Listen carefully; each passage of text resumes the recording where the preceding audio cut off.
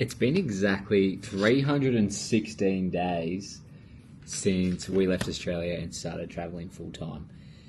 To take you back a little bit, maybe 2 years ago, not even 2 years ago, I used to be working a job where I was pretty much the only person that did marketing and design and branding for this whole company of like 50 people. Okay, you're probably in a similar situation or you've heard of it before, and it's not fun because you have a lot of pressure on you to deliver stuff. You're never really happy with what you deliver, and especially in my circumstance, I was in a very, I guess, like a high role, but there was so much work, and the upside really wasn't there.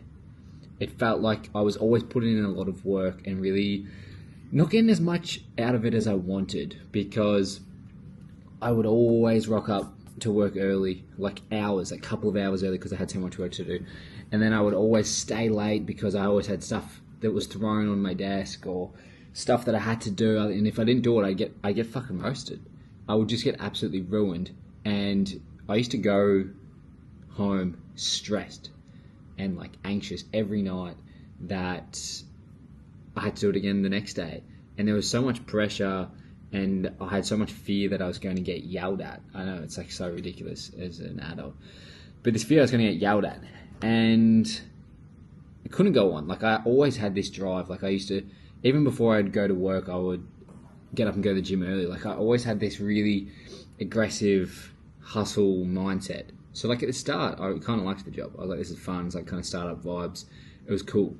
But as I progressed, I'm like, the amount of work I'm putting in versus basically the financial outcome, it's just not there. Like there's no leverage when you're working for someone else. There's no leverage other than your time, 9 times out of 10, unless you have like stock options or investment opportunities, whatever.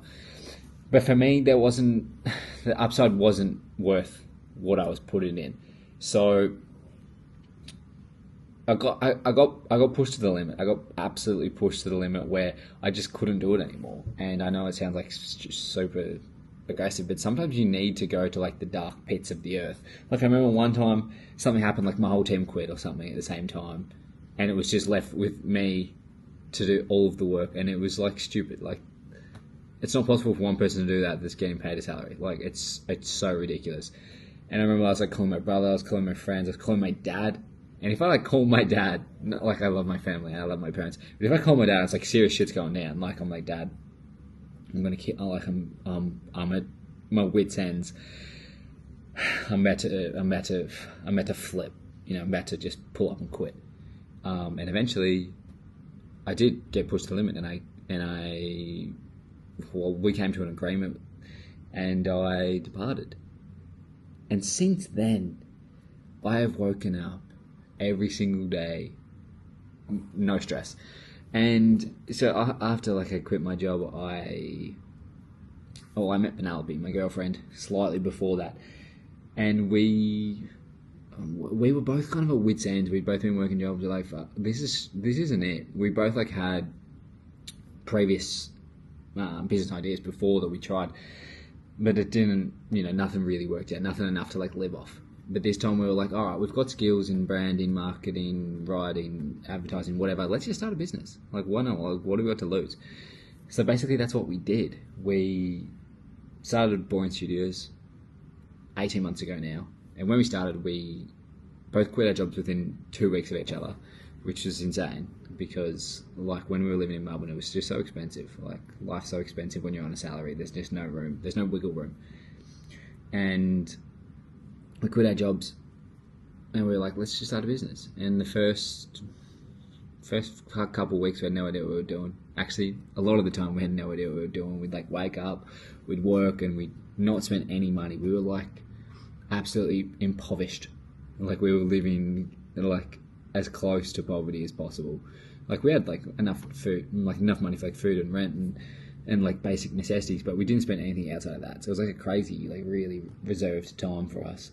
But we pushed through, I reckon, like 12 months of like no spending, no doing anything fun. Like we actually did have KFC once a week because it was like our reward for rinsing ourselves, like pushing ourselves to the limit. And we would have KFC, and honestly the best. touch on that another day. But we survived the 12 months, and after the 12 months we were like, all right, our lease is coming up in like a few months, what are we going to do? And by this time we like kind of worked out a business model that was making us money, and we were like, well, I think we're almost making more money than we were when we were employed. And we were like, fuck it, we want to travel and see the world, and don't think it'd be cool to like just work from anywhere in the world, because at the time still now our business is all digital, it's like all online. So we thought, fuck it, and we sold everything from our apartment in Australia, put some stuff in storage, and we booked a one-way flight to Bangkok, and that was 316 days ago. And from then we've done, we stayed in Bangkok for a couple months, we went to some islands in Thailand, and then we went around to Hong Kong, Taiwan, Vietnam, Macau, and we've just ended up back here because Japan. We also went to Japan as well, but traveling for so long out of a suitcase it seems so fun. Like that digital nomad life seems so fun, but it's honestly not. It's torture, because having like just flights and booking Airbnbs, and you have little time to focus on business. So like for the past really, 6 months, especially 3 months, the last 3 months, very little business. And then before that, a little bit of business, but it's hard to like juggle your time between traveling and business, and it's not really very fun. It's fun to focus on like purely business, and then focus purely on like recreation and having fun. So we've pulled up again in Bangkok, and now we're looking to get a visa here, because you can get a digital nomad visa here where you can stay for up to 5 years, which is pretty crazy. So we're trying to get that, but we have to fly to Vietnam first before we can come back and get that. And then after that, we're going to live here, try and find a home, set up base here, do some work, like do some business for at least a year, maybe longer, but still try and do some traveling, because obviously Thailand's location to the rest of the world is a lot better than Australia's. So we're probably going to go to China. I think we're going to go to Europe in the middle of the year. And you might be thinking, like, well, all this must be so expensive.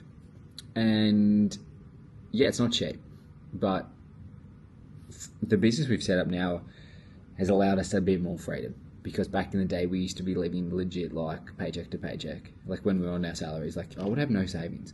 And now it's like we've got like at least 6-figure savings, at least, plus investments and stuff. So like there's not the stress of waking up. It's like, all right, let's just try and do better and have fun. Like life isn't meant to be so serious. So we're sliving, and that's pretty much it. No, I'm making a video. I'm making a video. Sorry. Oh, that's alright. So basically, that's it. That's Pen. She's chilling, but we'll see you next one. But just quickly before I leave you, this is what we're working with.